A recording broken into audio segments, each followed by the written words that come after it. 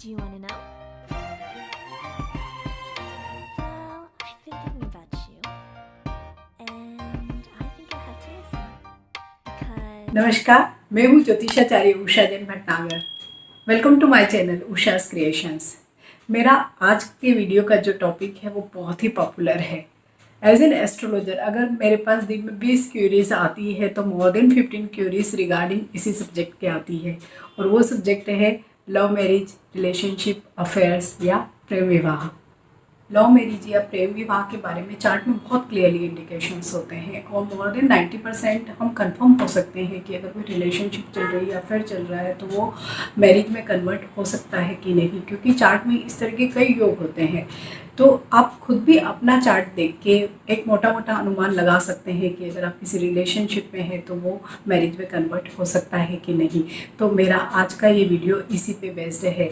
तो मैं चार्ट के थ्रू आपको एक डिटेल देने की कोशिश करूँगी। अपना चार्ट कोई भी ऐप के थ्रू निकाल सकते हैं। आप उसमें अपने बर्थ डिटेल्स फिल करेंगे तो आपके चार्ट निकल आएंगे, लग्न चार्ट, डिविजनल चार्ट, सब। जब भी हम लव मैरिज या प्रेम विवाह के लिए चार्ट को देखते हैं तो सिर्फ हम लग्न कुंडली या बेसिक चार्ट को ही नहीं देखते हैं, हम इसके साथ डिविजनल चार्ट को भी देखते हैं। मीन्स जो भी नवमांश चार्ट है, जो भी डिविजनल चार्ट्स होते हैं, जिसमें हम नवमांश चार्ट को सबसे ज़्यादा इम्पोर्टेंट देते हैं आफ्टर लग्न कुंडली।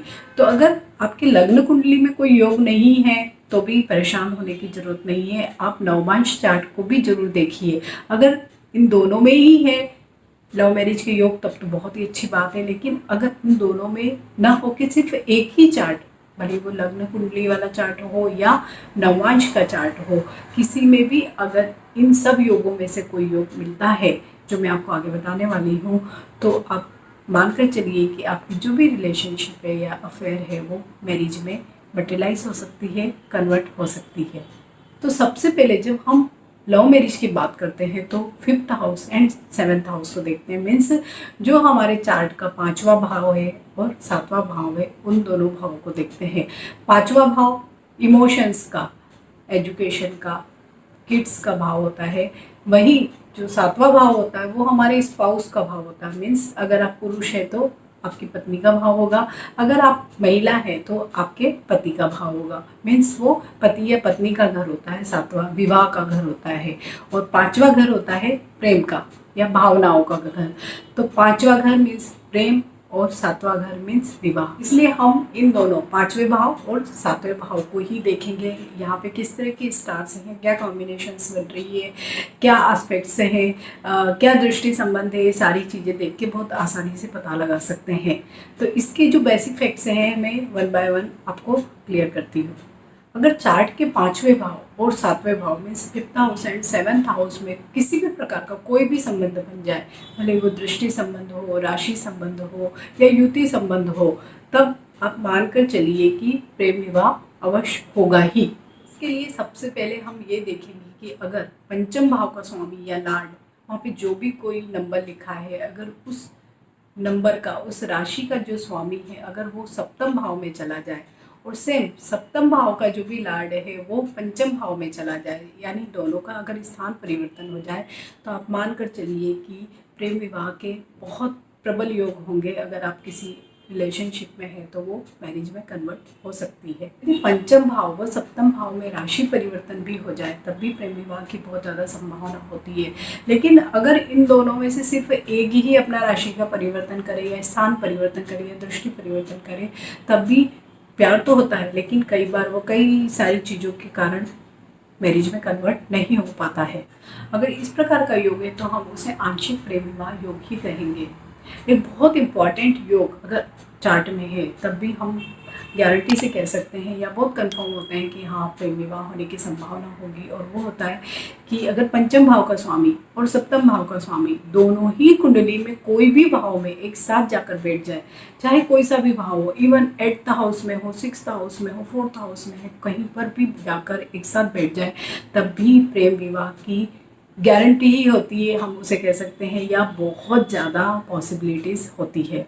फॉर एग्ज़ाम्पल जैसे कि मंगल और बुध, 5th हाउस और 7th हाउस के दोनों जो लॉर्ड अगर चार्ट में कोई भी हाउस में जाकर बैठ जाएंगे तो प्रेम विवाह की बहुत ज़्यादा प्रबल संभावनाएं बन जाएंगी।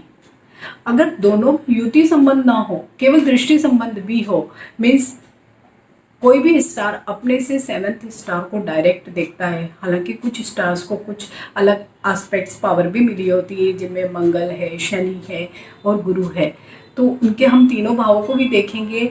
या अदर जितने भी स्टार हैं जिन्हें केवल एक ही दृष्टि मिली होती है कि अपने से जो भी सेवंथ हाउस में जो स्टार है उसे वो डायरेक्ट देखते हैं, तो अगर इस तरह का भी कोई योग बन जाता है कि फिफ्थ हाउस का स्वामी और सेवन्थ हाउस का भी स्वामी अगर एक दूसरे को डायरेक्ट भी दृष्टि संबंध से देख रहे हैं, तब भी प्रेम विवाह की बहुत प्रबल संभावनाएं होती है।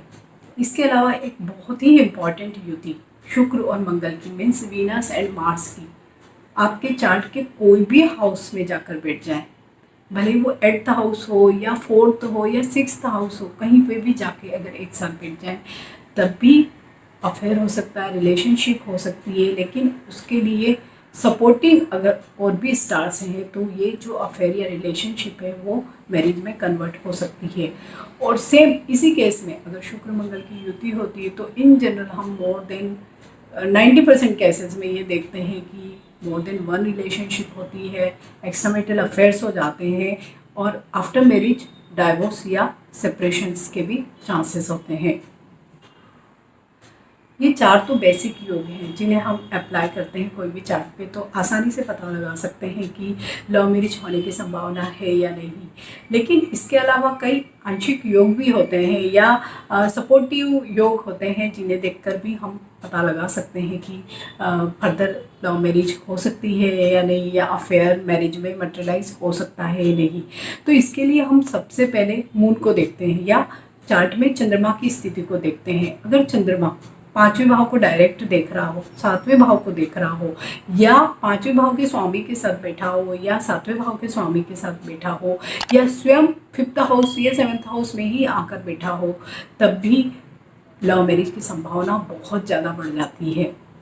दूसरा स्टार हम इसके लिए देखते हैं आंशिक योगों के लिए शुक्र जैसे कि जितनी भी हमारी वर्ल्डली फीलिंग्स है उसके लिए सबके लिए शुक्र ही जिम्मेदार होता है। तो जब शुक्र अगर पंचमेश के साथ बैठ गया या सप्तमेश के साथ बैठ गया या पंचम भाव में आ गया या सप्तम भाव में आ गया या दृष्टि संबंध डाल रहा है या युति संबंध बना रहा है, तब भी प्रेम विवाह की बहुत ज़्यादा संभावना होती है। तीसरा सबसे इम्पॉर्टेंट स्टार होता है जब भी हम चार्ट में लव मैरिज के बारे में बात करते हैं देखते हैं तो वो होता है मार्स या मंगल।